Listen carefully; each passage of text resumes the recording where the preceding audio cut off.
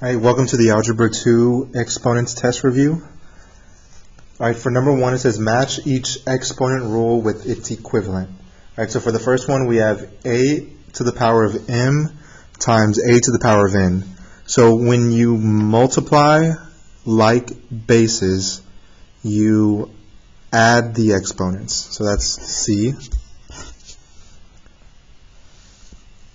When you have a to the m to the n, so you have an exponent over another exponent. Whenever that happens, when you start simplifying this, you multiply the exponents, which is option A. All right, so this is the product rule. This is the power rule. Now for this one is called the negative exponent rule. When you have a negative exponent, if you want to make it positive, just move it to the bottom. So if it's on the top, move it to the bottom. If it's on the bottom, move it back to the top. Alright, so for this one, this is option D. And then when you divide fractions, when you divide like bases, you subtract the exponents. So that's option B. Alright, and this one's called the quotient rule.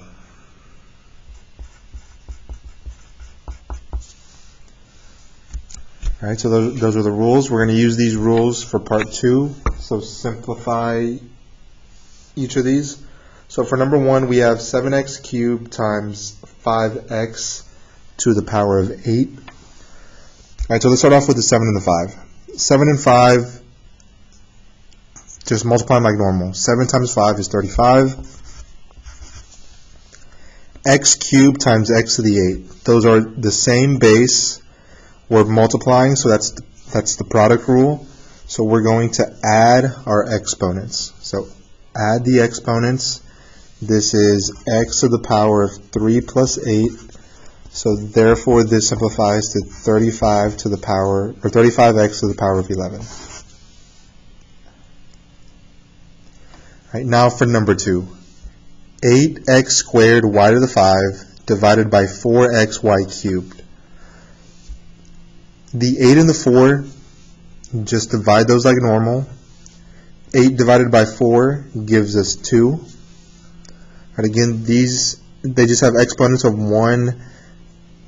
Just divide them like normal. 8 and 4 is 2. Right? Divided by 4 is 2. Now, x squared over x. Right? So you could think of this in different ways. You could think of having 2 x's on top, 1x on the bottom. This 1x cancels with one of these x's on top, so you're left with just 1x. Right? If you use the quotient rule, you subtract your exponents. 2 minus 1 is just 1, so x to the power of 1.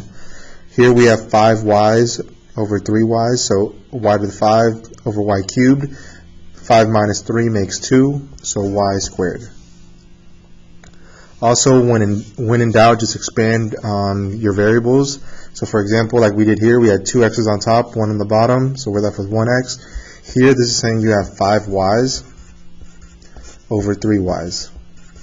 Therefore, 3 of those y's cancel, leaving you with 2, and that's how you get the y squared. So this is just a different way to think about it.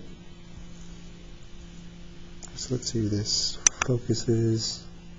All right, there we go. All right, so then on 3, we have a quotient being raised to the power of 4, so x squared over y cubed.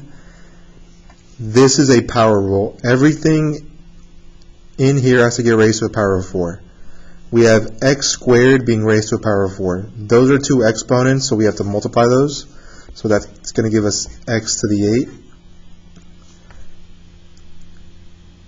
Y cubed to the power of 4, that's going to be y to the 12. Alright, so again, this is power rule. X to the power of 2 times 4 over y to the power of 3 times 4.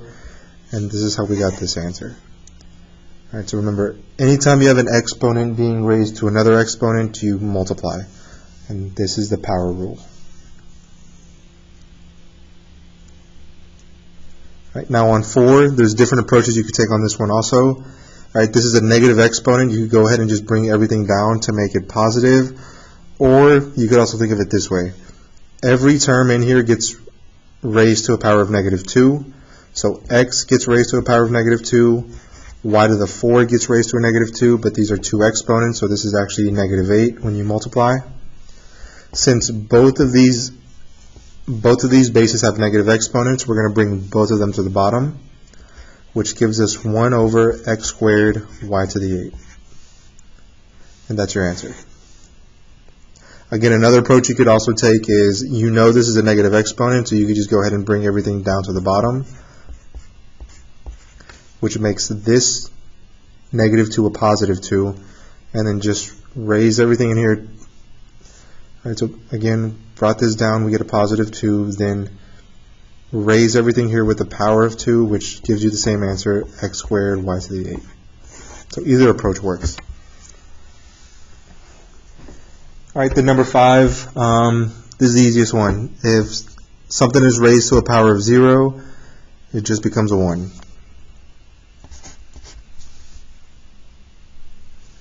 All right, now let's look at 6. All right, again, we have a fraction or a quotient being raised with a negative exponent. If I want to make this -2 positive, I could go inside of the parentheses and flip the fraction. So let's go ahead and do that. So I'm going to flip this. We get 3x squared y over 2x4 y to the 5. Now it's a +2 squared. So this became a +2 just because I flipped the inside of that fraction. It didn't change any signs or anything on the inside. All we did was just flip it. All right, now let's go ahead and square every single term in here. So everything in here gets squared. Let's start off with the numerator. So if I square the 3, that becomes a 9. All right, so let me just write it out. So 3 gets squared. All right.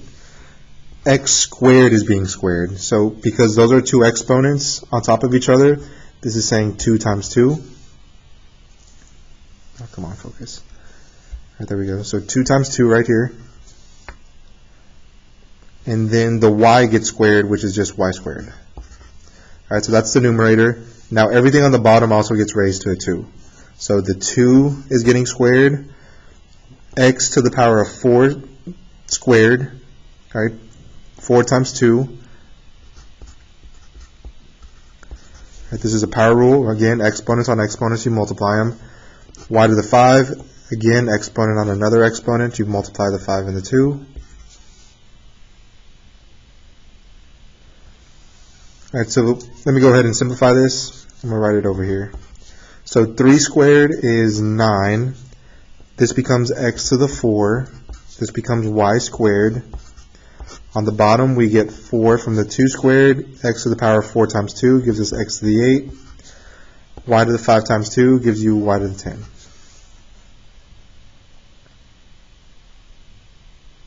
All right, so let's simplify this. All right, if you do the quotient rule, you do 4 minus 8, which gives you -4, but you eventually got to move it back to the bottom. Same thing here, 2 minus 10 will give you -8. Move it back to the bottom. You can also think of it this way. On the top, you have 4 x's, x times x times x times x.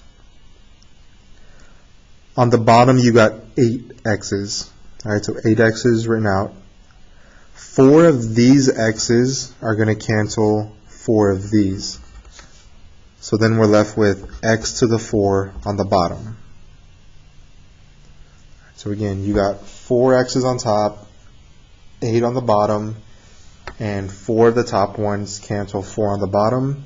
So you're left with x to the 4 on the bottom. You got 4 x's left. All right, same idea with the y's. You have 2 y's on top, 10 y's on the bottom. So just imagine that. 2 y's on the top, 10 y's on the bottom. All right, so I'll get a sticky note and I could write that out. All right, this is just another way to think of it. All right, so we're looking at the y's. You got 2 y's on top, 10 y's on the bottom.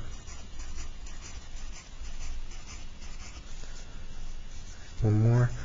All right, so 2 of these y's cancel 2 of these. So those go away, those go away. I have 1, 2, 3, 4, 5, 6, 7, 8 y's left on the bottom, so I get y to the 8. And this is my answer. 9 over 4x to the power of 4, y to the power of 8. So just imagine this in your head. 2 y's cancel 2 on the bottom, which leaves you with 8 on the bottom. 8 y's. Alright, now for 7. This time the only thing being raised with another power is the numerator. So we have 4x squared y4 to the power of 2. So everything in this parentheses has to get raised to the power of 2.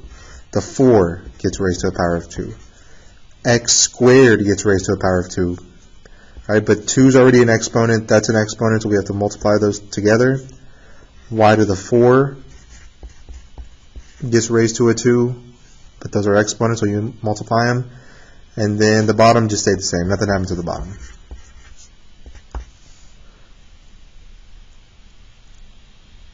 Alright, so let's simplify this. 4 squared, that's 16. That's going to become x to the 4, y to the not 6, y to the 8. Then on the bottom, stay the same. Nothing happened to that. Alright, so let's reduce this or simplify it. 16 divided by 4. We know that's 4. Alright, same idea here. You got 4 x's on top. Let me do it right here. 4 x's on top, 1 x on the bottom. This 1x is going to cancel one of those x's up here. So those go away. I'm left with 3 x's on top. So that is equivalent to x squared. So x squared. Why am I saying squared? Sorry, x cubed. X cubed. Now let's look at the y's. You have 8 y's on top, 3 y's on the bottom. So let me do that again. 1, 4, 5, 6, 7, 8. 8 y's, 3 y's on the bottom. These 3 y's are going to cancel 3 of those y's. So therefore I got 1, 2, 3, 4, 5 y's left on top. So that's y to the 5. And that's my answer. Alright, so let's look at number 8. What would the area of a rectangle be if one side is 12x cubed y5 and the other side is 3x y7? Draw a picture. Alright, so let me draw a rectangle. Alright, let's say this side is 12x cubed y to the 5. This side is 3x y to the 7. Alright, area, we know that's base times height or length times width. So I'm going to multiply 12x cubed y5 with 3x y7. Alright, this was like the first one we did up here. It's also a product rule, so we're just multiplying. Alright, first we got 12 times 3. That makes 36. Alright, that you multiply like normal. X cubed times x. Those are the same bases. We're multiplying, so you add your exponents. So this is x to the 4. Y5 times y7. Again, add your exponents because we're multiplying. So you get y to the power of 12.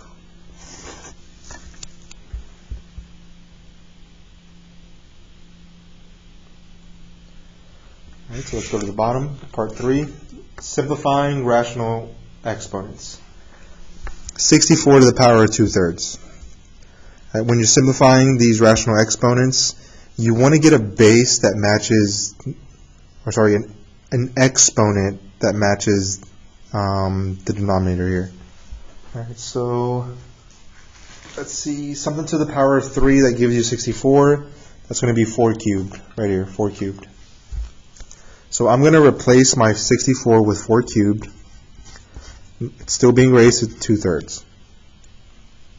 Alright, because this happens, the 3's just cancel out. So when you multiply the 3 and the 2/3, your 3's just cancel out. And we get 4 squared, which is just 16.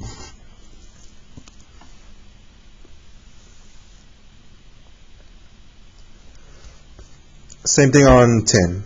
we have 64. I'm going to change it with 4 cubed. Right, it matches my denominator again, so these just go ahead and cancel out. We get 4 to the negative 2.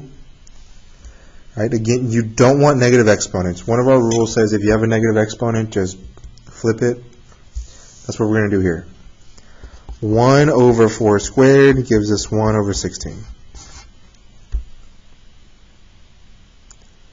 Right, now number 11, negative 64 to the 2/3. Right, so this negative it's not in a parentheses, so you could think of this as negative 1 times 64 to the 2/3. Right, so when you plug into the calculator, this is how your calculator reads it. So 64 to the 2/3, we just did that exact same problem over here. It's the exact same steps. But this time we have a negative 1 in the front. So negative 1 times 4 cubed to the 2/3. Same process as number 9. 3's cancel. We get 4 squared. But this time we have negative 1 times 4 squared, which gives us negative 16. Same idea on this one. Negative 1 times 64 to the negative 2/3. Right, we've been using 64. We know we could replace it with 4 cubed. 3's cancel. We get negative 1 times 4 to the negative 2. And again, this one is actually the same one from number 10, just we have a negative 1 in the front. So your answer is going to end up being negative. And we get negative 1 times 1 over 16, which is negative 1 over 16.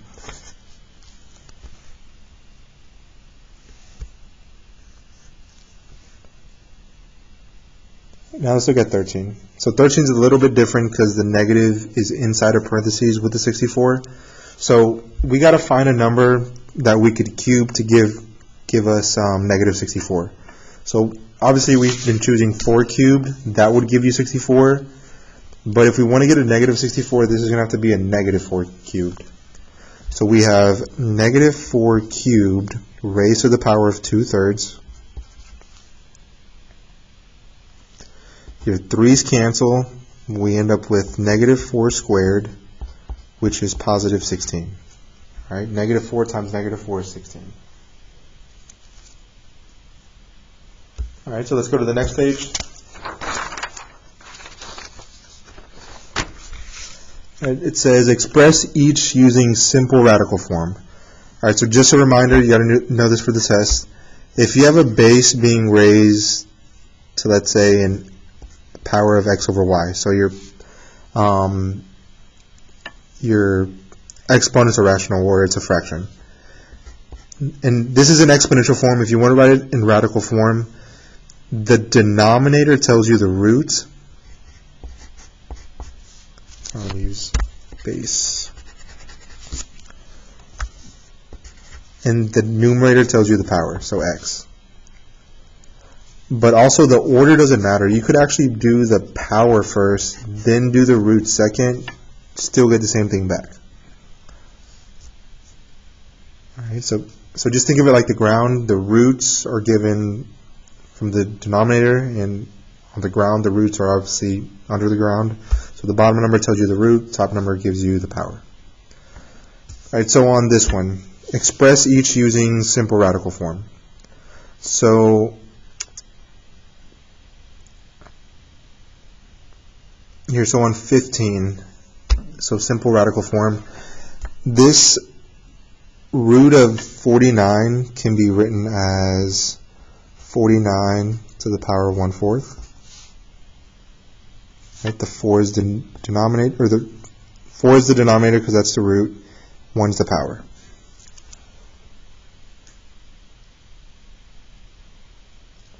Alright, so simplest radical form. So what's another way to write 49?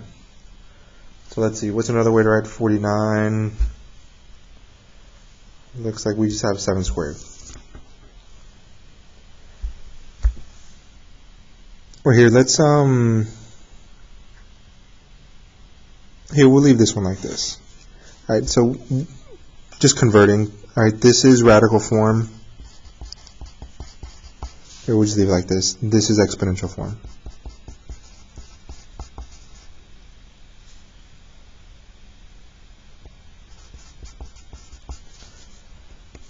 Alright, so I guess if you did want to simplify this, it's going to be kind of weird because you get 7 squared to the 1/4.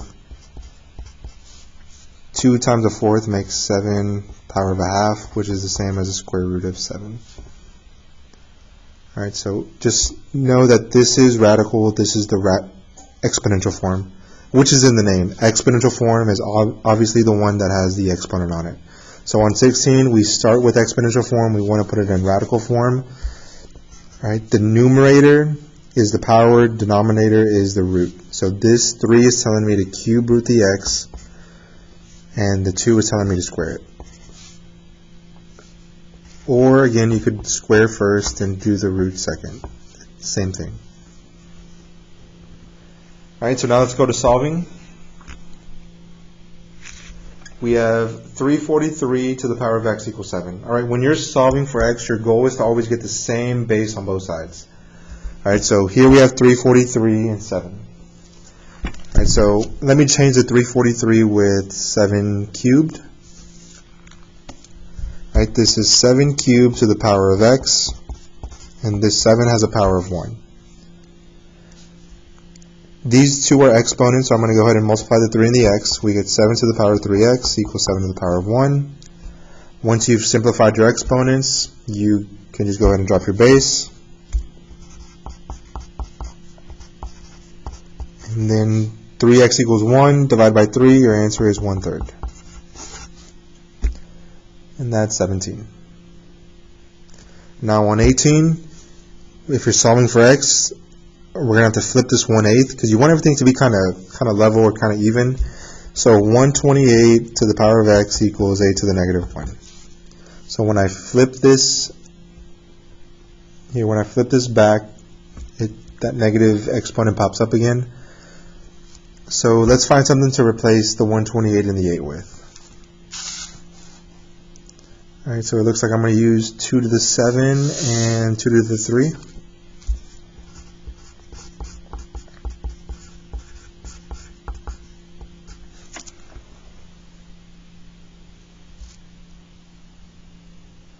Alright, so let's go ahead and multiply our exponents. 7x, 3 to the negative 1, make 2 to the 7x, 2 to the negative 3. So let's go ahead and drop the bases. We get 7x equals negative 3, divide by 7, x equals negative 3 over 7.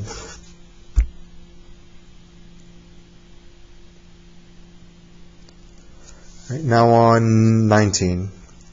8 can be replaced with 2 cubed to the x. 16 can be replaced with 2 to the 4.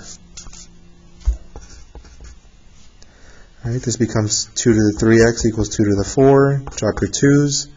We have 3x equals 4, which is x equals 4/3.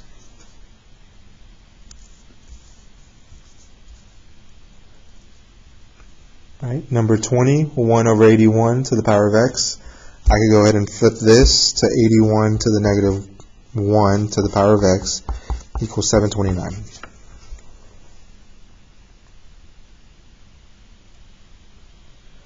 Alright, so this negative 1 and this x, this is a power rule. Let's just go ahead and knock that out. Let's just multiply those together. We get 81 to the negative x equals 729. Alright, now let's find a base to replace those two numbers. I'm going to use 3 to the 6. Here, now let's choose something else. Alright, there's different options. Just as long as you have the same base, you should still get the same answer at the end. Here I have 9 squared and 9 cubed. Here, let's use the 9s, base 9. Alright, 9 squared to the negative x equals 9 cubed. Alright, don't forget that negative x is still there. You're going to multiply those two together. You get negative 2x equals 3. Alright, after you drop your bases, this is what you have. So let me just go ahead and drop the bases. We have this divided by negative 2. X is negative 3/2.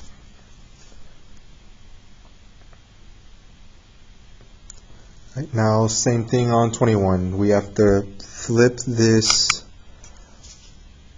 1 over 81. All right, this becomes 27 to the 3x equals 81 to the negative 1. All right, 27 and 81, those can be replaced with 3 cubed to the 3x, and then we have 3 to the 4 to the negative 1. All right, let's multiply these. We get 3 to the 9x equals 3 to the negative 4. Drop your bases. We get 9x equals negative 4. Divide the 9, and then you get x equals negative 4 over 9, which cannot be reduced. So that's your answer.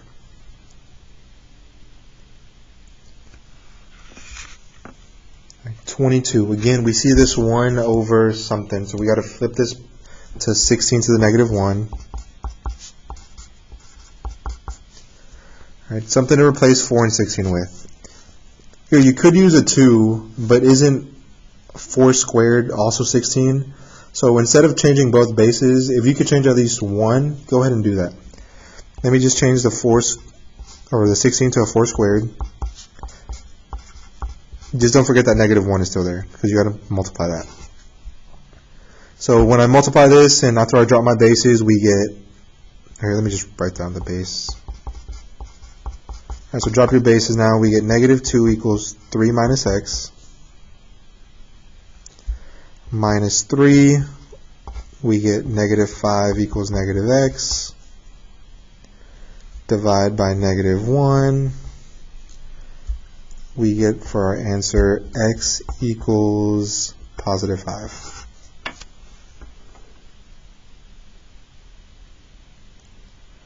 Right, now on 23. 4 and 8. We could use 2 squared and 2 cubed.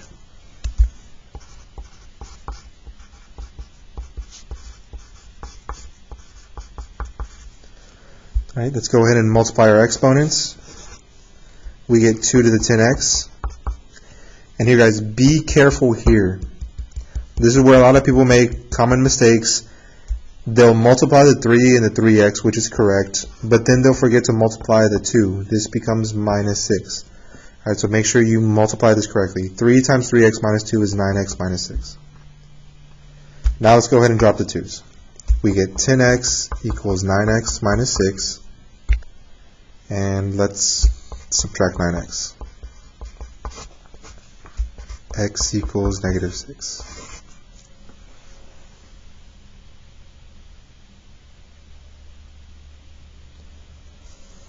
Alright, so now 24. Given the parent function y equals 6 of x, so that this is the parent function we're using, write the transformed equation for each statement. So 24 says we need a reflection over the x-axis and translates 9 units to the right. So if I'm going to reflect over the x-axis, we need a negative a value, so just a negative out in the front. Our base is 6 to the x. That's the parent function. Alright, so reflection over the x, then we want to go right 9. So the horizontal shift occurs with the x, which is located with the exponent.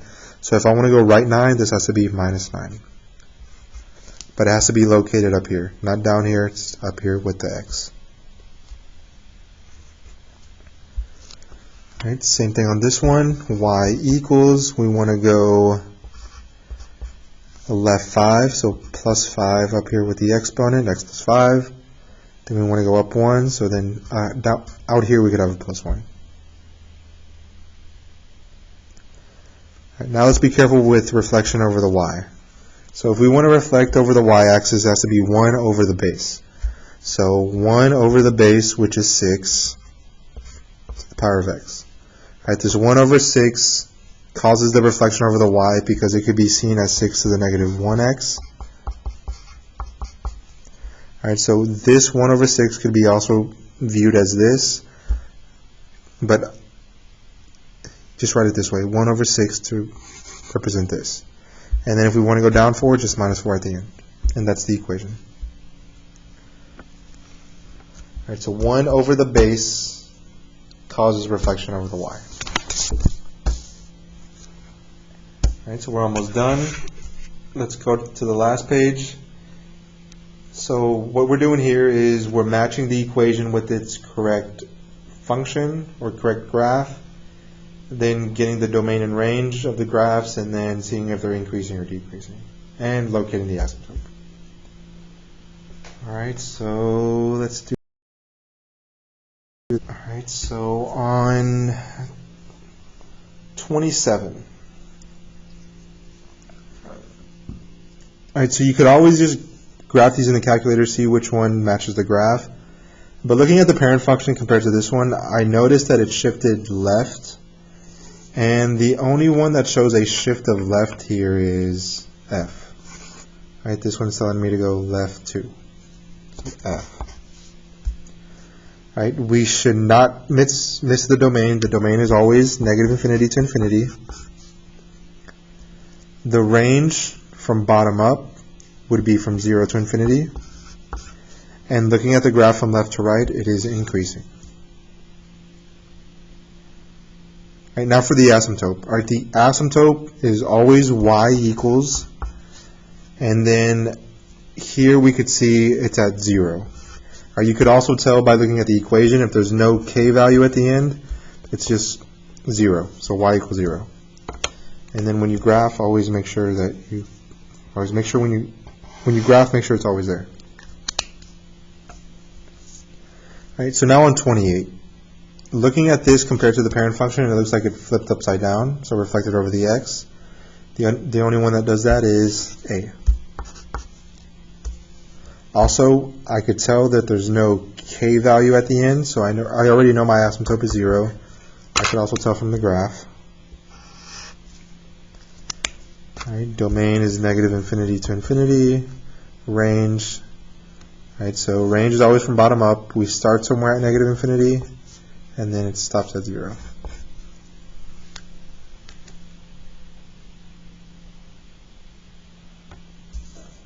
Alright, so now for 29. Alright, 29, looks like it shifted down 2. Right, down 2 is represented with this one, C. Right, this one actually has a k value, right? Negative 2. Right, this negative 2 is going to represent the asymptote.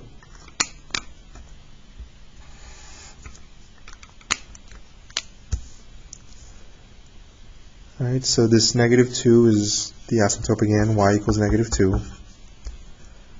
Right, looking at the graph, or you don't even have to look at the graph, you already know domain is negative infinity to infinity, and then range, this would be from negative 2 to infinity. Right, your range is always included, or sorry, your asymptote should always be included somewhere in the range. So for example here, 0, 0 to infinity, 0, negative infinity to 0, negative 2, negative infinity to infinity, or negative 2 to infinity. So this number should always be included with the range. Or you could think of it as the asymptote is the range, negative 2 to infinity. Now on 30, this one compared to the parent function looks like it shifted right some units. Right, the only one that shows shifting right is D. Right, again, this one does not have a k value, so this is just y equals 0 for the asymptote. Right, your domain is negative infinity to infinity. Range, this would be from 0 to infinity. And it's increasing if we look at it from left to right. So let me go back to the other one. 28, obviously this one is decreasing if you look at it from left to right, and this one is increasing.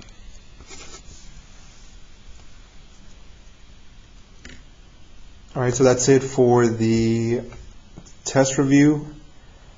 Good luck on your test, and don't forget to like and subscribe. Alright, again, good luck on your test, and make sure you study.